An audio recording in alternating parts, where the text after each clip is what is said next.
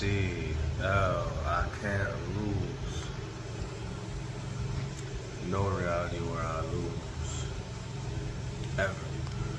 Today is Wednesday, August 5th, 2026, day 217 of the 100 push-up, 100 squat progressive challenge for a year.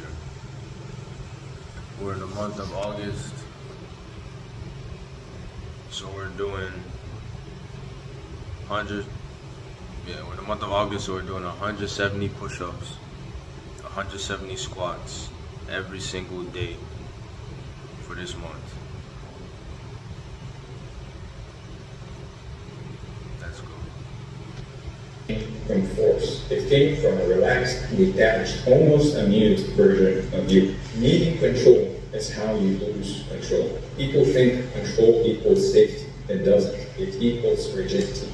And rigidity snaps under pressure. The real power is in being adaptable, fluid. A wave doesn't break when the wind hits. It uses the wind. So when you let go of how it has to happen, you unlock a dozen better ways it could happen. You have to stop micromanaging the outcome. Every time you obsess, stress, or worry, you're feeding the outcome a nervous, needy frequency. It's like trying to push a locked door open by pounding on it harder. But when you walk away from that door and go do something you love, it suddenly swings open behind you like it was never locked in the first place. Detachment is a shift in identity. It's when you stop trying to get something and start trying to be someone. The version of you who already has it. That version wouldn't be anxious, they wouldn't chase, they wouldn't beg. That version is busy living, creating, enjoying. You don't attract what you want, you attract what you are. Want it, love it, visualize it, but don't need it. Need comes from fear, detachment comes from faith. Not blind optimism, but earned trust. You've seen how things eventually play out, how even the worst moments taught you something. You can care deeply and still let go completely. That's not indifference, that's spiritual maturity. The same lesson will loop until you detach. You'll keep attracting unavailable people until you stop chasing love.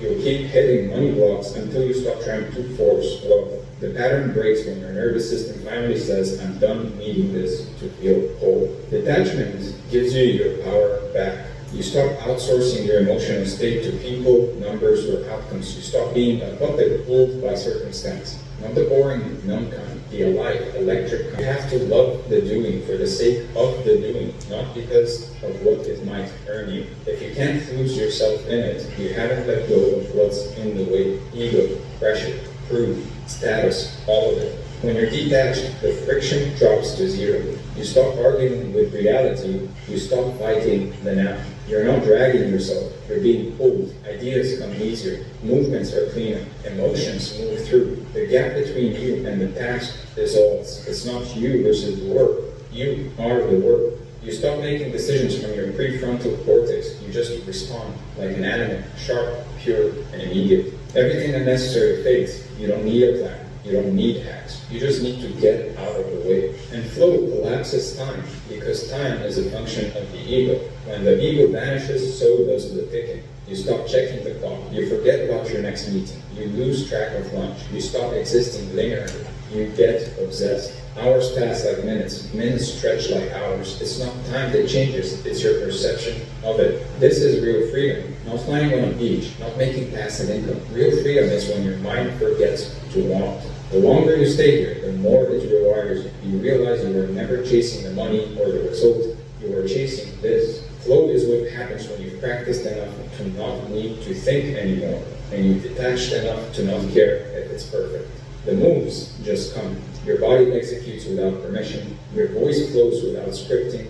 You need the reps, you need the training, but if you grip too tight, all that preparation collapses under pressure. The key isn't to try harder, it's to trust. Trust the process you already lived through. Trust that the edge is where the gold is. Flow is a trance state, not some ethereal thing. It's a physiological shift. Dopamine and norepinephrine rise. The default mode network shuts down.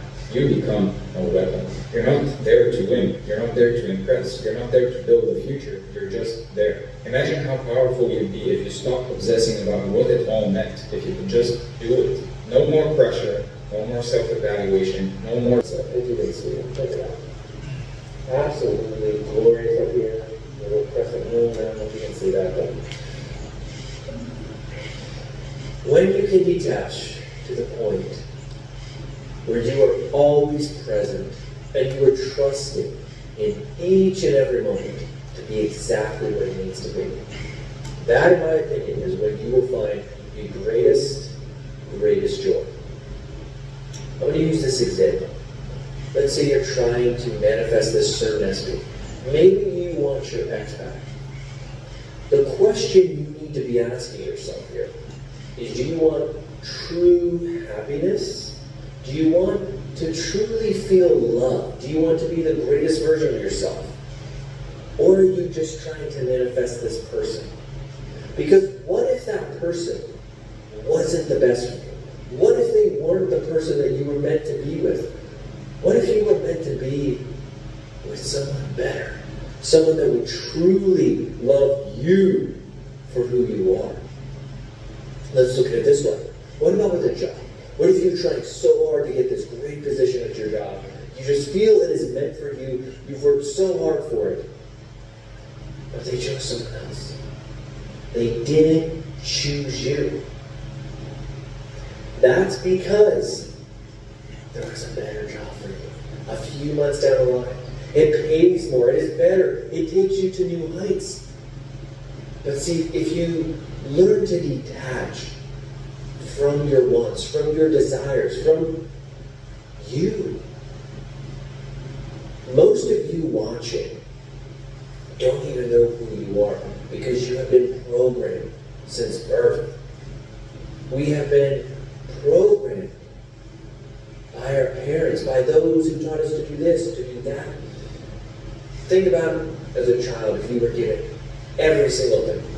Hand and foot, you were spoiled. It was not your fault, but your parents gave you this idea. You get it. You want it, you get it no matter what. Let's do a different scenario. What if your parents came up saying that you were the poorest, that money is so hard to buy, you're never going to have money? You're going to have that mindset of scarcity all the time. Most of you don't even know truly who you are. So by using permanent, some seek influence, striving for recognition or power in the eyes of others.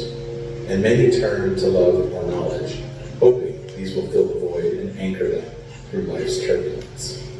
Friedrich Nietzsche, the bold philosopher who sought to redefine the human experience, saw these values as fragile, fleeting, and easily disrupted. In his view, such pursuits are built on unstable ground, dependent on external conditions and the approval of others. When life's challenges inevitably arise, these values often fail to sustain us, leaving us vulnerable and unfulfilled. Nietzsche believed that for life to have true meaning, we need something deeper, a source of strength that doesn't rely on external validation or fleeting pleasures. This alternative, which he called the will to power, is a drive that turns struggle itself into a form of self-transformation. It's an unyielding force within us, a commitment to growth that not only survives adversity, but uses it as fuel. For Nietzsche, the will to power was the ultimate value, one that could make life rich with purpose, resilience, and enduring strength. The word power often brings to mind images of control over people, events, or one's environment. In Nietzsche's view, however, true power is not about exerting control over others, but about transforming ourselves. This shift is crucial. He defined power as an inner vitality, the force we cultivate by rising to meet life's difficulties and by expanding our own abilities. Nietzsche asks us to reconsider what it means to be strong. Rather than striving to dominate, he encourages us to build a form of strength that is rooted in personal mastery. What is good, he writes, all that heightens the feeling of power, the will to power, power itself in man. True power, in this sense, is an inner strength, an ability to act with resilience, confidence, and depth.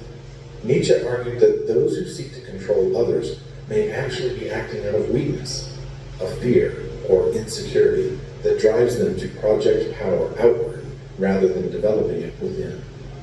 The desire to dominate is often a sign of unresolved struggle within oneself. By contrast, self-overcoming is an act of courage, a decision to face life's uncertainties directly and develop the strength to thrive regardless of external circumstances. Consider someone devoted to a craft, a sport, or an intellectual pursuit.